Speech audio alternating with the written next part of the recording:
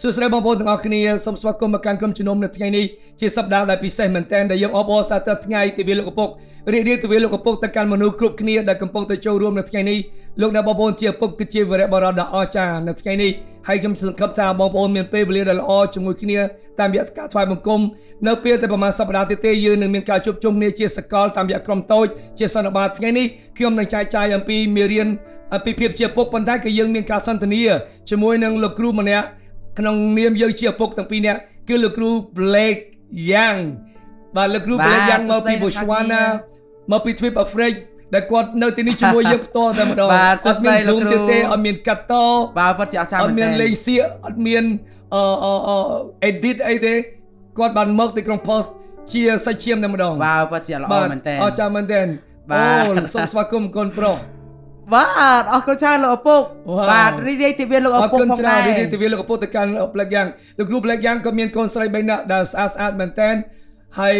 ខ្ញុំមានកូនប្រុស2នាក់ក៏សង្ហាដែរបាទលោកគ្រូ Blake គឺជាឪពុកសម្រាប់កូនស្រីខ្ញុំជាឪពុកសម្រាប់កូនប្រុសប៉ុន្តែខ្ញុំមានកូនស្រីខាងវិញ្ញាណជាច្រើនបាទណាអញ្ចឹងខ្ញុំមានកូនស្រីអញ្ចឹងលោកគ្រូប៉ាជាមានកូនស្រីលើកក្រោយដែរតែមួយអូយ៉ាងមិនដែរលោកគ្រូការឃុំខ្លួនរបស់លោកគ្រូ2សប្តាហ៍នៅក្នុងពិតជាអស្ចារ្យមែនទែនលោកគ្រូជាមួយនឹងការដែលយើងបានទប់ស្កាត់នៅក្នុងស្ថានភាពផងយើងផងដែរដែលយើងបាននៅជាមួយនឹងគ្រូសាផងយើងហើយយើងបានចំណាយពេលយ៉ាងច្រើនមែនទែនពិតជាល្អមែនទែនអញ្ចឹងដូចគ្នាក្នុងការដែលយើងបាន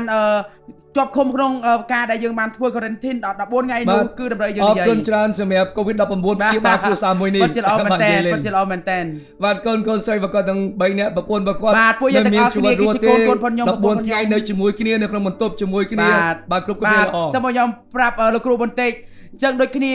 អ្វីដែលខ្ញុំបានដឹងថាខ្ញុំពិតជាអរគុណជាមួយនឹងអ្វីដែលនាយករដ្ឋមន្ត្រីខ្ញុំពិតជាសរសើរជាមួយនឹង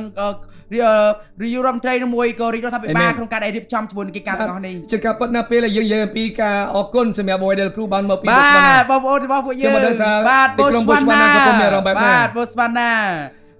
បាទទីក្រុង Zambia ខ្ញុំស្រឡាញ់ទីក្រុង Zambia ហើយ South Africa ផងដែរបាទសូមបាទបង្កើតសម្លេងខ្ញុំនៅតែបន្តឃ្លានអាហារពួកគាត់ទាំងអស់គ្នាបានចំណាយពេលជាមួយចន Mandy ខ្ញុំបានចូលរួមជាមួយនឹងពួកគេល្អមែនទែនហើយពិតជាល្អមែនទែននៅពេលដែលយើងបានទៅអ្វីយើងបានរឿងកំភើបជាមួយនឹងអ្វីដែលក៏បាននិយាយបាតចាស់ទៅកាន់ព្រះអង្គនៅពេលខ្ញុំទៅនោះគឺខ្ញុំមានអារម្មណ៍ថាគឺដូចទៅក្នុងក្រុមជំនុំគ្រីស្ទយើងដូចហើយដូចនៅក្នុងក្រុមផ្ទះអញ្ចឹងបាទលោកគ្រូបានប្រាប់យើងបន្ថែមទៀតអំពីសាច់រឿងលោកគ្រូខ្ញុំដឹងថាលោកគ្រូមានសញ្ជាតិជាអាមេរិកប៉ុន្តែលោកគ្រូមកនៅអូស្ត្រាលីប៉ុន្តែលោកគ្រូទៅនៅ Botswana បន្ទាប់មកលោកគ្រូបានរស់នៅ Botswana បាទជានៅទីនោះប្រហែលរយៈពេល4ឆ្នាំហើយ4ឆ្នាំខ្ញុំចាំបាន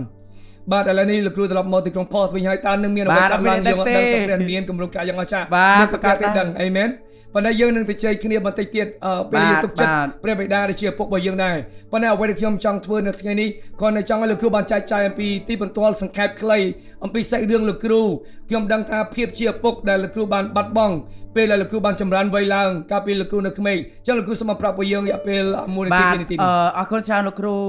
បាទអញ្ចឹងដូចគ្នាខ្ញុំបានកើតនៅជាមួយនឹងក្រុមគ្រួសារជាមួយនឹងគ្រួសារដែលបែកបាក់ដែលអ្វីដែលខ្ញុំចងចាំបានគឺឪពុកម្ដាយផងខ្ញុំបានចាក់ចែងពីគ្នាអញ្ចឹងដូចគ្នាខ្ញុំអរគុណព្រះអង្គនៅអ្វីដែលខ្ញុំបានមានតំណែងជាមួយនឹងម្ដាយផងខ្ញុំអញ្ចឹងដូចគ្នាឪពុកផងខ្ញុំបានធ្វើកិច្ចការជាច្រើនដើម្បីបានបែកបាក់ជាមួយនឹងក្រុមគ្រួផងគ្រួសារផងខ្ញុំផងដែរអញ្ចឹងដូចគ្នានៅពេលនោះម្ដាយផងខ្ញុំក៏បានផ្ញើខ្ញុំទៅកាន់ផ្ទះបងប្អូនរបស់ខ្ញុំអញ្ចឹងដូចគ្នាខ្ញុំបានឃើញថាខ្ញុំបានរីកចម្រើនខ្ញុំរស់ឡើងជាមួយនឹងអ្វីដែលគេថ្កល់ទោសឬមួយក៏អ្វីដែលគេចំអកលក់លុយមកកាន់ជីវិតពួកខ្ញុំទាំងអស់គ្នាដែលបើមានកិច្ចការជាច្រើនបានកើតឡើងហើយអាកិច្ចការទាំងអស់នោះវាបានជាអ្វីរមិនឬមួយក៏ជាបរិយាកាសមួយដែលមកកាន់ខ្ញុំរហូតដល់ខ្ញុំទៅកាន់សាកលវិទ្យាល័យខ្ញុំបានបង្ហាញនៅបានឃើញនៅការជើងការប្រើប្រាស់គ្រឿងញៀនអ្វីផ្សេងមែនតែនដែលពិបាកក្នុងការដែលយើងបានស្វែងរកនៅអត្តសញ្ញាណផងយើងបាត់បង់ឬមួយក៏យើងបានវង្វេងនៅកន្លែងមួយផងដែរអញ្ចឹងដូចគ្នាខ្ញុំដូចគឺជាក្មេងម្នាក់ដែលកំពុងតែស្វែងរកជាមួយនឹង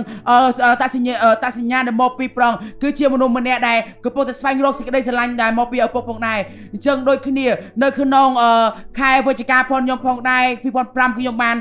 ទៅក្នុងមណ្ឌលកែប្រែផងដែរអញ្ចឹងដូចគ្នាអ្នកទាំងអស់គ្នានៅពេលដែលខ្ញុំបាននៅក្នុងមណ្ឌលកែនោះហើយខ្ញុំដឹងថាព្រះអង្គជាព្រះបានគម្រោងផែនការដ៏អស្ចារ្យមកកាន់ចំពោះយើងម្នាក់មែនទែនមិនធម្មតាប៉ុណ្ណឹងគឺខ្ញុំបានក៏អរគុណព្រះអង្គដែលព្រះអង្គជាព្រះបានបញ្ជូននៅលោកគ្រូឬមកដែលមនុស្សដែលមានភាពជាឪពុកដែលគេអាចមើលថែខ្ញុំបានគេទៅសួរសុខទុក្ខខ្ញុំនៅក្នុងមណ្ឌលកែប្រែនោះផងដែរហើយបានធ្វើឲ្យខ្ញុំបានទទួលបានការព្យាបាលអំពីកិច្ចការទាំងអស់ហ្នឹងលោកគ្រូពិតជារឿងមួយដែលខ្ញុំនឹកស្មារតីមកដល់ពេលខ្លះវាប៉ះពាល់មកកាន់ជីវិតរបស់លោកគ្រូពេលដែលយើងអត់មានឪពុកដែលគំរូនៅលើផែនដីពេលខ្លះយើងធ្វើឲ្យយើងមិនមើលទៅកាន់ព្រះម្ចាស់ហាក់បីដូចជាឪពុកនៅលើផែនដីនេះដែរអញ្ចឹងទេខ្ញុំលើកទៅចិត្តគ្រប់គ្នាពេលខ្លះបបធរនៅក្នុងភាសាខុសៗគ្នានៅបរិបទខុសៗគ្នាពីក្រុមគ្រួសារដែលមាននៅរបៀបផ្សេងៗគ្នាពេលខ្លះជាគ្រួសារដែលល្អដែលមានឪពុកបានមានវត្តមានដែលល្អប៉ុន្តែក៏យើងសោកស្ដាយក៏មានគ្រួសារខ្លះក៏មានលោកឪពុកដែលមានភាពទទួលខុសត្រូវប៉ុន្តែអ្វីដែលសំខាន់យើងដឹងថាព្រះអង្គគឺជាព្រះបិតាដែលជាឪពុកដែលគ្មានកំហុសទោសសោះគឺជាឪពុកដែលល្អឥតខ្ចោះពេលខ្លះយើងហាក់ដូចជាភ្លេចនៅរបៀបមួយដែលព្រះបានរៀបចំសម្រាប់ជីវិតរបស់យើងពេលខ្លះយើងសោកស្ដាយដោយសារយើងមានឪពុកនៅលើផែនដីនេះធ្វើឲ្យយើងហាក់ដូចជាឃើញព្រះជាម្ចាស់ដូចជាឪពុកនៅលើផែនដីនេះដែរអ្វីដែលយើងមិននិយាយជាមួយនឹងកិច្ចការទាំងអស់នេះផងដែរលោកគ្រូយើងបានឃើញអំពីអ្វីដែលយើងបានឃើញអំពីអ្វីដែលឪពុកដែលគាត់អត់ទទួលបាននៅអ្វីដែលល្អដែលយើងបានឃើញអំពីភាពដែលជាឪពុកដែលមកពីឪពុកផងដែរចឹងដូចគ្នាយើងបានឃើញអំពីអ្វីដែលយើងបានស្រឡាញ់ក្រុមគ្រួសារផងខ្ញុំអ្វីដែលយើងបានស្រឡាញ់កូនផងខ្ញុំផងដែរអញ្ចឹងដូចគ្នានេះគឺជាអ្វីដែលគឺជាភាពដែលព្រះអង្គជាព្រះបានបង្កើតមកសម្រាប់ពួកយើងទាំងអស់គ្នាខ្ញុំមានសំណួរមួយចង់សួរទៅកាន់លោកគ្រូផងដែរថានៅពេលណាដែលយើងបានគឺជាភាពដែលយើងមានភាពជាឪពុកនៅពេលដែលព្រះអង្គជាព្រះបានបង្កើតមកដែលថាយើងមានតួនាទីបែបណាដើម្បីយើងមានតួនាទីជាភាពជាឪពុកដែលល្អលោកគ្រូក៏បាននិយាយច្រើនអំពីអ្វីដែលលោកគ្រូអត់ទទួលបានពីឪពុកនៅលើផែនដីនេះប៉ុន្តែអ្វីដែលខ្ញុំចង់ចែកបន្ថែមទៀតនោះគឺមេត្តាក្នុងនាមយើងជាឪពុកដែលព្រះបានបង្កើតយើងមកហើយគឺយើងទៅផ្ដល់នៅអត្តសញ្ញាណទៅកាន់កូនរបស់យើងនិយាយថាកូនជាតិអាណាឲ្យច្បាស់លាស់មកកាន់ជីវិតកូនរបស់យើងទី2ការដែលយើងផ្ដល់សន្តិសុខនិងសុវត្ថិភាពការផ្គត់ផ្គង់និងភាពកក់ក្ដៅនិងការការពារជាដើមនេះជាចំណុចទី2បាទទី1អត្តសញ្ញាណបាទទី2និយាយពីសន្តិសុខឬក៏សុវត្ថិភាពបាទទី3គឺយើងនិយាយពីការបញ្ជាក់នៅអ្វីដែលគេអាចធ្វើបានក្តីស្រឡាញ់និងការសរសើរនេះសំខាន់មែនទែនដែលក្មេងៗគ្រប់គ្នាគេត្រូវការពីយើងជាឪពុកទោះបីម្ដាយគាត់និយាយច្រើនហើយពីរឿងនេះប៉ុន្តែឪពុកក៏ដើរតួនាទីយ៉ាងសំខាន់ដែរថ្មីនេះកូនប្រពៅខ្ញុំបាននឹងរៀបចំខ្លួនដើម្បីប្រកួតនៅការលេងស្គរហើយមុនពេលគាត់ចាប់ដើមលេងស្គរប្រកួតនោះខ្ញុំបានទៅដល់ហើយពេលគាត់បានឃើញខ្ញុំជាឪពុករបស់គាត់ខ្ញុំបានសរសើរគាត់ថាកូនអាចធ្វើបានគាត់ចាប់ដើមញញឹមពេលដែលយើងគាត់នៅក្នុងនាមជាឪពុកគាត់នៅឃើញមុខគាត់ញញឹមហើយធ្វើជាសញ្ញាថាកូនអាចធ្វើបានអ្វីៗទាំងអស់គឺល្អមែនតើលោកគ្រូមិនដឹងថាមិនមែនគាត់អត់ដឹងថាលោកគ្រូស្រឡាញ់គាត់ទេមិនមែនគាត់ដឹងថាលោកគ្រូបានបារម្ភពីគាត់ទេប៉ុន្តែនេះគឺជាការសម្ដែងចេញអំពីភាពជាឪពុកផងដែរហើយជាការបញ្ជាក់មួយដែលយើងបញ្ជាក់ថាខ្ញុំស្រឡាញ់កូនមិនមែនបញ្ជាក់តែម្ដងពេលគាត់ធ្វើល្អទេបាទប្រាប់កូនខ្ញុំថាខ្ញុំស្រឡាញ់ហើយបាទស្រឡាញ់อะไรព្រួលប្រែបានទេចឹងខ្ញុំជឿថាការដែលយើងបញ្ជាក់នេះសំខាន់មែនទែនទៅកាន់កូនរបស់យើងចំណុចទី4និយាយពីគេដំណើរគេឈ្មោះឬក៏គេមរតកដែលឪពុកគ្រប់គ្នាគួរតែផ្ដល់ឲ្យកូនរបស់យើងការផ្ដល់អត្តសញ្ញាណការសន្តិសុខនិងការបញ្ជាក់និងក្តីស្រឡាញ់ក៏ដូចជា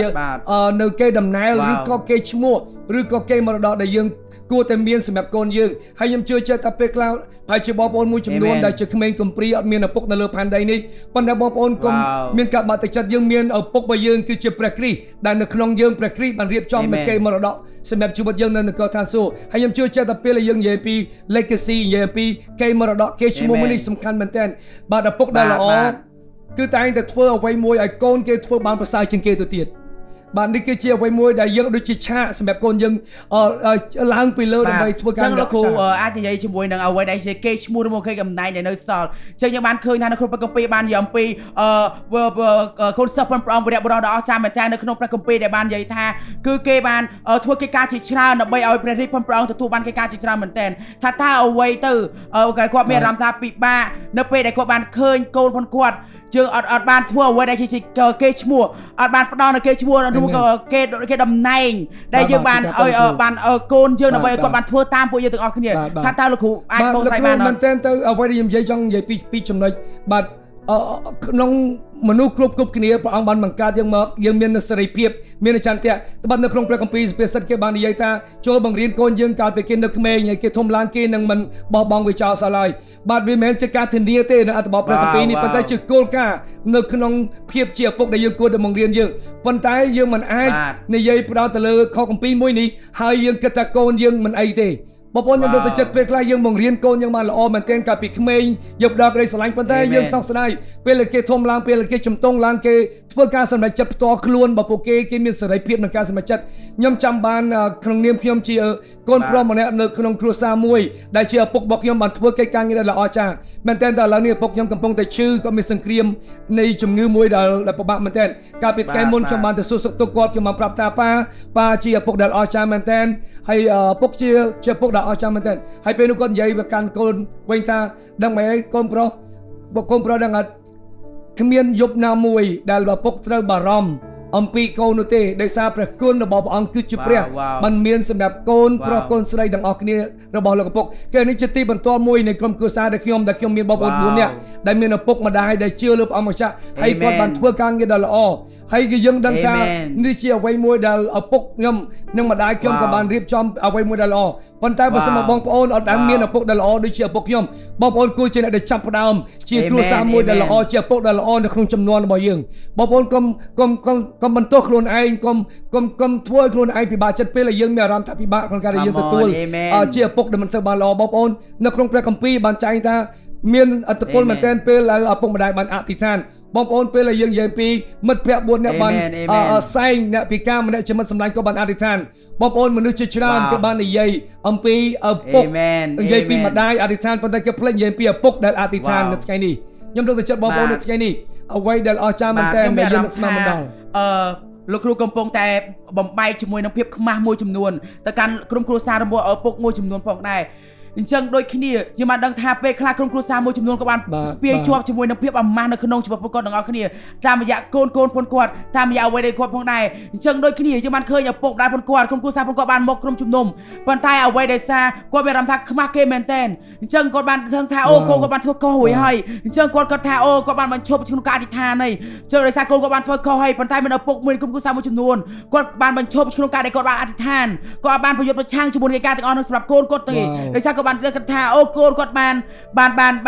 បានធ្វើខុសរួចហើយអញ្ចឹងដូចគ្នាថាតើលោកគ្រូគួរតែលើកទឹកចិត្តទៅកាន់ក្រុមគ្រួសារដោយរបៀបណាដែលគាត់បានជឿលើព្រះអង្គសម្រាប់កូនផងគាត់សម្រាប់អ្វីទាំងអស់នេះផងដែរអ្វីដែលខ្ញុំដឹងយ៉ាងច្បាស់នោះព្រះគ្រីស្ទនឹងព្យាបាលព្រះគ្រីស្ទនឹងអត់ទោសឲ្យពួកគេពីព្រោះនៅក្នុងព្រះគម្ពីរបាននិយាយថាអ្នកពិការម្នាក់មិត្តភក្តិគាត់បានសែងដើម្បីទទួលបានការអស្ចារ្យចុះទម្រាំតែឪពុកម្ដាយចុះបើសិនបើយើងក្នុងនាមយើងជាឪពុកបានអធិដ្ឋានដល់កូនយើងទោះបីកូនយើងកំពុងតែមានបញ្ហាបែបណាក៏ដោយកុំបោះបង់ចោលកុំបាក់ទឹកចិត្តកុំបោះបង់ចោលបងប្អូនកុំអាម៉ាស់កុំខ្មាស់គេដោយសារកូនយើងជាកូនដែលអត់ដើរតាមកន្លងនៃព្រះជាម្ចាស់ប៉ុន្តែផ្ទុយទៅវិញយើងគួរតែចាប់ដើមនិយាយនៅអ្វីដែលជាចំណុចល្អដែលជាសក្តានុពលចេញពីកូនរបស់យើងព្រះអង្គដឹងមនុស្សជាច្រើនដឹងថាកូនយើងនឹងអាក្រក់កូនយើងមានបញ្ហាកូនយើងកំពុងតែមានភាពញញែញ៉ៃច្រើនបាទមនុស្សជាច្រើនគេដឹងហើយយើងមិនបាច់និយាយបន្ថែមពីទៀតនោះទេប៉ុន្តែយើងអរគុណព្រះម្ចាស់នៅអ្វីដែលកូនរបស់ទូបង្គំនឹងអាចត្រឡប់មកវិញបានមិនថាកូនប្រុសមិនថាកូនស្រីក៏ដោយពីព្រោះអ្វីដែលយើងនិយាយឬក៏អធិដ្ឋានទៅកាន់កូនរបស់យើងហាក់ដូចយើងកំពុងតែអធិដ្ឋានមកកាន់ជីវិតយើងដែរត្បិតព្រះអង្គមិនមែនគ្រាន់តែសម្លឹងមើលមកកាន់ឪពុកគ្រាន់តែអធិដ្ឋានសម្រាប់តែខ្លួនឯងនោះទេប៉ុន្តែសម្រាប់កូនរបស់យើងគឺអធិដ្ឋានសម្រាប់ខ្លួនឯងនិងកូនរបស់យើងនឹងចាប់ដើមផ្លាស់ប្ដូរនៅបរិយាកាសមួយដែលថាព្រះអង្គឲ្យទូបង្គំអធិដ្ឋានសូមឲ្យកូនមកទូបង្គំនឹងត្រឡប់មកជួបនឹងស្គាល់ព្រះអង្គម្ចាស់វិញនឹងត្រឡប់មកដំណាក់របស់ព្រះអង្គម្ចាស់នឹងបម្រើព្រះអង្គម្ចាស់វិញហើយខ្ញុំជឿជាក់ថាទោះបីអធិដ្ឋានឪពុកគាត់បានអវត្តមានគាត់ស្លាប់ប៉ុន្តែអធិដ្ឋាននៅតែមានឥទ្ធិពលឪពុកម្ដាយអាចនឹងស្លាប់ប៉ុន្តែការអធិដ្ឋាននឹងមិនដែលស្លាប់នោះទេបងប្អូនខ្ញុំលើកទឹកចិត្តទីបន្ទាល់កើតឡើងចន់មែនតើហើយព្រះយើងគឺជាព្រះដែលធ្វើការអស្ចារ្យទោះបីយើងរស់នៅក្នុងពិភពលោកមួយដែលកំពុងតែមានការរញ៉េរញ៉ៃមែនតើខ្ញុំលើកទឹកចិត្តបងប្អូនគ្រប់គ្នាសូមបានអធិដ្ឋានសូមបានខ្លាយជាឪពុកដែលអធិដ្ឋានឲ្យកូនរបស់យើងនិងគ្រួសាររបស់យើងត្រូវការឪពុកដែលអធិដ្ឋានបាទខ្ញុំសូមខ្ញុំប្រាប់លោកគ្រូជាមួយនឹងអ្វីដែលប្រាប់តកូនថាគឺខ្ញុំទទួលបានអារម្មណ៍បែបនេះមែនតើនៅពេលដែលយើងទទួលបាននៅពិបាកក្នុងការដែលយើងបាត់បង់អវត្តមានរបស់ឪពុកប៉ុន្តែចឹងដូចគ្នាដូចជាខ្ញុំម៉ែគឺជាឪពុកដែលនៅក្មេងដែលខ្ញុំមានកូនទូច ឬមួយក៏ខ្ញុំដឹងថាប្រហែលជាមានក្រុមគ្រួសារមួយដែលគាត់មានក្រុមកូនតូចផងដែរឬមួយក៏អ្នកផ្សេងទៀតគាត់តាមជាឪពុកក្មេងៗដែលឪពុកតាមជាឪពុកស្វ័យថ្មនេះផងដែរថាតើទៅក្នុងនាមយើងជាឪពុកដែលយើងគួរតែអធិដ្ឋានដោយរបៀបណាក្នុងការដែលយើងទទួលបាននៅការផ្លាស់ប្ដូរមួយចំនួនទៅកាន់ក្រុមគ្រួសាររបស់យើងលោកគ្រូមែនតើនៅក្នុងព្រះគម្ពីរបានចែងថាអ្វីដែលយើងទទួលបានដែលអត់បង់ថ្លៃយើងគួរតែឲ្យគេដែលអត់បង់ថ្លៃវិញដូចគ្នាដែរយើងគួរតែស្វែងរកមនុស្សមួយចំនួនដែលជឿលើព្រះអង្គម្ចាស់ដែលក្លាយជាគំរូសម្រាប់ជីវិតរបស់យើងឬគឺជា mentor របស់យើងមនុស្សគ្រប់គ្នាគួរតែស្វែងរកមនុស្សម្នាក់ទៀតឬក៏គ្រួសារមួយទៀតដើម្បីយើងឲ្យគេជាឧទាហរណ៍ឬក៏គំរូសម្រាប់ជីវិតប្តីប្រពន្ធនិងកូនរបស់យើងគឺជាគ្រួសារមួយដែលយើងសម្លឹងទៅកាន់ពួកគេជាគ្រួសារមួយដែលយើងមានទំនាក់ទំនងល្អរៀនពីគ្រួសារមួយនោះខ្ញុំជឿថាប្រាជ្ញាជាច្រើនដែលព្រះបានរៀបចំរចនាសម្ព័ន្ធនៃក្រុមគ្រួសារព្រះអង្គគឺជាព្រះនឹងបើកសោដើម្បីចាក់បង្ហូរនៅការរីកចម្រើននៃជីវិតរបស់យើងនិងសក្តានុពលជាច្រើនតាមរយៈមនុស្សជាច្រើនដែលព្រះបានដាក់មកកាន់ជីវិតនិងជុំវិញជីវិតរបស់យើងនេះគឺជាមូលហេតុដែលបងប្អូនមួយចំនួនប្រហែលជាគិតថាអូខ្ញុំគិតថាល្អមែនតើនៅអ្វីដែលយើងអាចចេះជួយគ្នាទៅវិញទៅមកយើងមើលគំរូចូលខ្ញុំអត់មានទេលោកគ្រូបើមិនខ្ញុំអត់ទាន់ទាំងជឿលើព្រះអង្គម្ចាស់ផងតើខ្ញុំអាចធ្វើមិនបានបងប្អូនខ្ញុំលើកទឹកចិត្តគ្រប់គ្នាអ្វីដែលបងប្អូនត្រូវតែរៀបចំត្រូវតែអនុញ្ញាតឲ្យព្រះជាម្ចាស់ឲ្យយើងបានរៀបចំខ្លួនយើងជាមួយនរណាម្នាក់នៅក្នុងជីវិតរបស់យើងហើយខ្ញុំជឿជាក់ក្នុងព្រះគម្ពីរបានចែងថាព្រះអង្គជាព្រះបានដាក់យើងអ្នកឯកាទៅកាន់ក្រុមគ្រួសារមួយដែលទទួលបាននូវភាពកក់ក្ដៅទៅវិញទៅមកមិនថាបងប្អូនជាឪពុកជាម្ដាយឬក៏មានកូនមួយឬពីរក៏ដោយប៉ុន្តែយើងត្រូវតែបន្ទាបខ្លួននឹងការទទួលការបង្រៀននៅអ្វីដែលថ្មីការស្រេកឃ្លាននិងមានឆន្ទៈដើម្បីឲ្យយើងនឹងមានកន្លែងមួយនៃការរីកចម្រើននិងបើកចំហនៅអ្វីដែលជាអ្វីដែលអស្ចារ្យសក្តានុពលនៅក្នុងជីវិតរបស់យើងម្នាក់ៗក្នុងនាមយើងជាឪពុកម្នាក់ៗតើយើងគួរធ្វើម៉េចដើម្បីយើងធ្វើកិច្ចការងារដ៏ល្អសម្រាប់កូនរបស់យើងបងប្អូនខ្ញុំលើកទឹកចិត្តប្រសិនបើយើងអាចទទួលបានតែយើងអាចឲ្យតែគេមិនបានអញ្ចឹងនៅក្នុងនាមយើងជាឪពុកយើងទទួលអ្វីផ្សេងភាពជាគំរូពីឪពុកនិងពីម្ដាយដទៃផ្សេងទៀតខ្ញុំនិយាយបែបនេះចំប្រសិនបើការដែលយើងមិនដែលទទួលបានជាមួយនឹងភាពគំរូឬក៏អ្នកណាម្នាក់ជា mentor នៅក្នុងជីវិតរបស់យើងហើយយើងជឿរឿងមិនមានកិច្ចការងារនោះមានន័យថាយើងកំពុងតែធ្វើឲ្យយើងជួបនៅបញ្ហាในក្រុមគ្រួសាររបស់យើងហើយត្បិតព្រះបានប្រទានពរមកកាន់យើងតាមរយៈគ្រួសារជុំវិញជីវិតរបស់យើងដើម្បីឲ្យយើងទទួលបាននៅភាពដែលអស្ចារ្យនៅកន្លែងនោះហើយនេះគឺជារឿងទីបន្ទាល់របស់ពួកយើងទាំងអស់គ្នាផងដែរដែលយើងទទួលបានការភាពពេញលេញនៅក្នុងក្រុមជំនុំគណិតស្ទីពួកយើងទាំងអស់គ្នាបាទដូចគ្នាយើងអរគុណក្រុមគ្រួសារមួយដែលនៅក្នុងប្រទេសបូស្វ៉ាណាផងដែរគាត់បានប្រាប់យើងអំពីរបៀបក្នុងការដែលយើងបានមើលថែរក្សាកូនផងយើងគាត់បានប្រាប់នៅឧបករណ៍មួយចំនួនសម្រាប់កូនពួកយើងទាំងអស់គ្នាអញ្ចឹងដូចគ្នានៅពេលដែលយើងបានដឹងថាកូនយើងបានស្រែកពេញផ្ទះប៉ុន្តែគាត់បានទេមកយើងបានប្រាប់យើងអញ្ចឹងដូចគ្នានៅក្នុងក្រុមតូចទាំងអស់គ្នាយើងបានដឹងថានៅក្នុងក្រុមតូចពួកយើងទាំងអស់គ្នាអញ្ចឹងគាត់បានបំពេញពួកយើងទាំងអស់គ្នាសម្រាប់ក្រុមគ្រួសារផងយើងដែលគាត់បានស្រឡាញ់បានថែរក្សាពួកយើងទាំងអស់គ្នាដើម្បីយើងមានពេលវេលាដែលសម្រាប់ព្រះអង្គអញ្ចឹងដូចគ្នានេះជាអ្វីដែលបានដឹងអ្វីដែលបានស្គាល់ក្នុងការដែលយើងជាឪពុកគឺជាម្ដាយផងដែរអញ្ចឹងដូចគ្នាអ្វីដែលបានដឹងថាព្រះអង្គគឺជាព្រះបានដាក់នៅភាពមុនដែលល្អជាច្រើននៅជាមួយខ្លួនយើងអ្វីដែលយើងបានសិក្សាជាមួយគ្នាតាមរយៈថ្នាក់ Green Room សំទោព័ត៌មានជាច្រើនដែលនៅក្នុង Green Room បន្ទប់ពណ៌បៃតងដែលយើងមានសម្រាប់បងប្អូនភាពជាឪពុកជីវិតអាពាហ៍ពិពាហ៍ហើយបងប្អូនអាចចូលទៅកាន់ website មួយនោះបាទអ្វីដែលខ្ញុំចង់និយាយឲ្យខ្លីនឹងសម័យមែនទែនព្រះអង្គទូបង្គំគាត់ចង់ខ្លាយដូចជាព្រះម្ចាស់ទូបង្គំចង់គិតដូចជាអ្វីដែលព្រះអង្គជាព្រះបានមានព្រះតម្រិះទូបង្គំចង់និយាយពាក្យទាំងឡាយដែលព្រះអង្គជាព្រះបានប្រាប់ឲ្យទូបង្គំបាននិយាយទូបង្គំត្រូវការជំនួយពីព្រះម្ចាស់នៅថ្ងៃនេះពេលទូបង្គំមានបញ្ហាខ្ញុំជឿជាក់ថាក្នុងនាមយើងជាឪពុកពេលខ្លះកុំស្រឡាញ់កូនរហូតខ្លាំងពេកយើងភ្លេចស្រឡាញ់ព្រះជាម្ចាស់ទទួលស្គាល់មនុស្សមួយចំនួនគេស្រឡាញ់កូនរហូតដល់កូនគឺជាពិភពលោករបស់ពួកគេទាំងអស់ប៉ុន្តែបងប្អូនអ្វីដែលសំខាន់យើងស្រឡាញ់ឪពុករបស់យើងជាព្រះបិតាស្រឡាញ់ព្រះមុនសិនជាលើកទី1ជាអត្ថិភាពទី1យើងនឹងក្លាយជាឪពុកដែលប្រសើរសម្រាប់កូនរបស់យើងពេលដែលយើងស្រឡាញ់ព្រះម្ចាស់អស់ពីចិត្តអស់ពីគំនិតអស់ពីស្មារតីនេះគឺជាកន្លែងមួយដែលអស្ចារ្យបំផុតពេលដែលដួងចិត្តយើងស្រឡាញ់ព្រះម្ចាស់អស់ពីចិត្តយើងនឹងក្លាយជាឪពុកដែលល្អយើងក្លាយជាប្តីដែលល្អជាមិត្តសម្លាញ់ដែលល្អខ្ញុំចង់ប្រាប់បងប្អូនទាំងអស់គ្នាថានៅថ្ងៃនេះពេលខ្លះយើងកុំស្រឡាញ់មនុស្សរហូតដល់យើងភ្លេចស្រឡាញ់ព្រះជាម្ចាស់ហើយធ្វើឲ្យយើងពិបាកនឹងក្លាយជាឪពុកអ្នកដែលល្អស្រឡាញ់ព្រះអស់ពីចិត្តស្រឡាញ់ព្រះជាម្ចាស់អស់ពីចិត្តពីគំនិតស្រឡាញ់នៅចិត្តខាងដូចជាស្រឡាញ់ខ្លួនឯងនោះយើងនឹងក្លាយជាឪពុកដែលល្អម្នាក់ហើយខ្ញុំមានកូនប្រុសពីរនាក់ខ្ញុំដឹងថាកូនប្រុសទី1របស់ខ្ញុំពេលដែលខ្ញុំចាប់ដើមមើលឃើញកូនប្រុសខ្ញុំដំបូងខ្ញុំចាប់ដើមមានអារម្មណ៍ទទួលបាននូវក្តីស្រឡាញ់មនុស្សជាច្រើននិយាយថាពេលដែលអ្នក មានកូនអ្នកនឹងដឹងថាកូននឹងយល់ពីអារម្មណ៍នៃព្រះបិតាដែលជាព្រះជាម្ចាស់របស់យើងខ្ញុំស្អប់មែនទែនគេនិយាយទីហោអញ្ចឹងពីព្រោះខ្ញុំនៅកំឡោះខ្ញុំបានរៀបការហើយប៉ុន្តែជាការពិតពេលដែលខ្ញុំឆ្លប់អញ្ចឹងពេលខ្ញុំសម្លឹងមើលកូនប្រុសខ្ញុំច្បងដំបងរយៈពេល3ខែគាត់មានអាយុ3ខែគាត់បានយំអាចយំ sleep អាចយំ sleep បាទដេកវាធ្វើឲ្យខ្ញុំមានអារម្មណ៍ថាពិបាកមែនទែនងុយដេកត្រូវលៀងគូតឲ្យកូនទៀតធ្វើឲ្យខ្ញុំពិបាកមែនទែនប៉ុន្តែដោយសារហេតុផលមួយក្តីស្រឡាញ់ខ្ញុំនៅតែមានសម្រាប់កូនខ្ញុំចាប់បាននិយាយថាប្រសិនបើខ្ញុំជាឪពុកដែលមិនល្អនោះទេទៅស្រឡាញ់កូនប៉ុណ្ណឹងឲ្យចុះទម្រាំតែព្រះបិតាចូលទម្រាំតែព្រះបិតាដែលជាឪពុកនៃនគរឋានសួគ៌ស្រឡាញ់ខ្ញុំប៉ុណ្ណាតើខ្ញុំនឹងទទួលបានអ្វីជាច្រើននេះគេកូននៅលើផែនដីនេះដែលជាកូនដែលធ្វើជាច្រើនធ្វើឲ្យយើងមានបញ្ហាយើងដេកមិនលក់យើងបក់មិនលហើយយើងស៊ីមិនបាន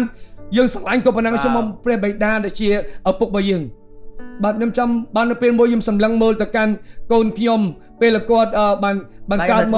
ជាពិសេសកូនទី1ខ្ញុំសម្លឹងទៅមើលគាត់ខ្ញុំសម្លឹងទៅមើលគាត់នៅយប់មួយខ្ញុំចាំបានថាខ្ញុំកាន់តែសម្លឹងទៅកាន់គាត់ខ្ញុំចាប់ដើមគិតថាវ៉ាវឪពុកស្រឡាញ់កូនខ្លាំងមែនតើ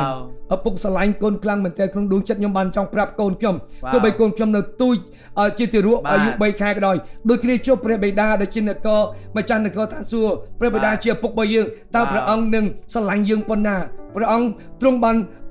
ចង់បានឲ្យយើងស្គាល់ថាព្រះអង្គជាព្រះស្រឡាញ់យើងខ្លាំងដល់ម្ល៉េះព្រះអង្គកំពុងតែទន្ទឹងរង់ចាំយើងត្រឡប់មកផ្ទះវិញនៅថ្ងៃនេះខ្ញុំលើកទឹកចិត្តបងប្អូនគ្រប់គ្នាទោះបីបងប្អូនកំពុងតែចូលរួមនៅទីណាក៏ដោយនៅអាហ្វ្រិកនៅអាស៊ីនៅអឺរ៉ុបនៅទីណាក៏ដោយមិចស៊ីកូញូហ្សេឡង់នៅទីណាក៏ដោយសូមដឹងថាបងប្អូនទីវាលោកឪពុកនៅថ្ងៃនេះគឺជាការមួយដែលយើងត្រូវតែមានការភ្ញាក់រលឹកប៉ុន្តែលើសពីនឹងទៀតប៉ុន្តែមានព្រះបិតាដែលនៅនគរឋានសួគ៌ដែលបង្ខំឲ្យយើងមានការជួបជុំមួយដែលអស្ចារ្យបង្ខំឲ្យយើងក្លាយជាឪពុកអ្នកដែលអស្ចារ្យហើយខ្ញុំជឿជាក់ថាឪពុកយើងជាព្រះដែលអស្ចារ្យជាព្រះនៃនគរឋានសួគ៌ហើយយើងរៀនពីឪពុកនៃជាព្រះបិតានៃនគរឋានសួគ៌របស់យើងម្នាក់ៗបើសិនមកបងប្អូនចង់ក្លាយជាឪពុកដ៏ល្អនៅលើផែនដីនេះសូមប្រកាសថាបងប្អូនមានព្រះបិតាដែលជាឪពុកជាព្រះជាម្ចាស់បានដឹកនាំជីវិតរបស់យើងត្រូវដឹងថាព្រះអង្គស្រឡាញ់បងប្អូនខ្លាំងដល់ម្ល៉េះចាប់ដើមនិយាយពាក្យថាឪពុករបស់ទូបង្គំស្រឡាញ់ទូបង្គំខ្លាំងដល់ម្ល៉េះព្រះបិតារបស់ទូបង្គំស្រឡាញ់ទូបង្គំខ្លាំងដល់ម្ល៉េះអានព្រះបន្ទូលព្រះបិតាអានព្រះបន្ទូលព្រះគម្ពីរដែលយើងមាននៅក្នុងជីវិតរបស់យើងខ្ញុំលើកទឹកចិត្តអ្វីមួយដែលព្រះបិតាដែលជាព្រះជាម្ចាស់បានបន្សល់នៅកេរមរតកនៅក្នុងជីវិតយើងម្នាក់ៗតែនៅក្នុងព្រះគម្ពីរបានចែងថាយើងបានទទួលនៅកេរមរតកពីព្រះគ្រីស្ទពេលយើងនិយាយពីកេរមរតកគឺយើងនិយាយពីយើងទទួលបានដោយឥតបង់ថ្លៃព្រះគ្រីស្ទបានសគត់នៅលើជញ្ជាំងដើម្បីយើងទទួលនៅកេរមរតកនៃការសង្គ្រោះនិងសម្បត្តិនៃនគរឋានសួគ៌មកទៀតសូមឲ្យលោកគ្រូប្លែកយ៉ាងបានអធិដ្ឋានសម្រាប់ឪពុកម្ដាយជាពិសេសឪពុកជាច្រើនដែលគាត់កំពុងតែជួបនៅបញ្ហាគាត់បានជួបវិបត្តិកូវីដធ្វើគាត់លំបាកក្នុងការគាត់ដើរតួនាទីជាឪពុកដែលល្អហើយបន្តិចទៀតនេះខ្ញុំជឿជាក់ថាលោកគ្រូបានអធិដ្ឋានឲ្យពួកគាត់ដើម្បីឲ្យគាត់មានកម្លាំងចិត្តនិងមាននៅភាពក្លាហានឡើងវិញថាថ្ងៃណាមួយគាត់នឹងក្លាយជាឪពុកម្នាក់ដែលល្អប៉ុន្តែបើជាបងប្អូននៅជាឪពុកនៅថ្ងៃនេះដោយសារកូវីដបានប៉ះពាល់សេដ្ឋកិច្ចប៉ះពាល់នៅការងាររបស់លោកបងប្អូននៅជាឪពុកប៉ុន្តែថ្ងៃនេះខ្ញុំនឹងសូមឲ្យលោកគ្រូ Black Yang គាត់អធិដ្ឋាន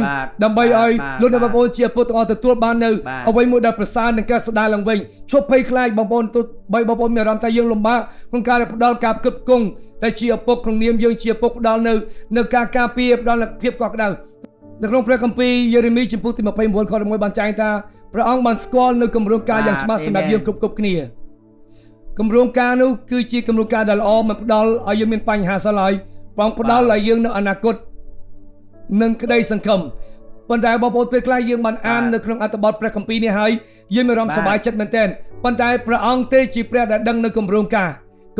រដែលព្រះអង្គជាព្រះបានមានសម្រាប់លោកអ្នកបងប្អូនទាំងអស់គ្នានិងខ្ញុំបាទអរគុណព្រះអង្គដែលមានគម្រោងការប៉ុន្តែយើងអត់ដឹងគម្រោងការអីទេប៉ុន្តែព្រះបានដឹងនៅគម្រោងការ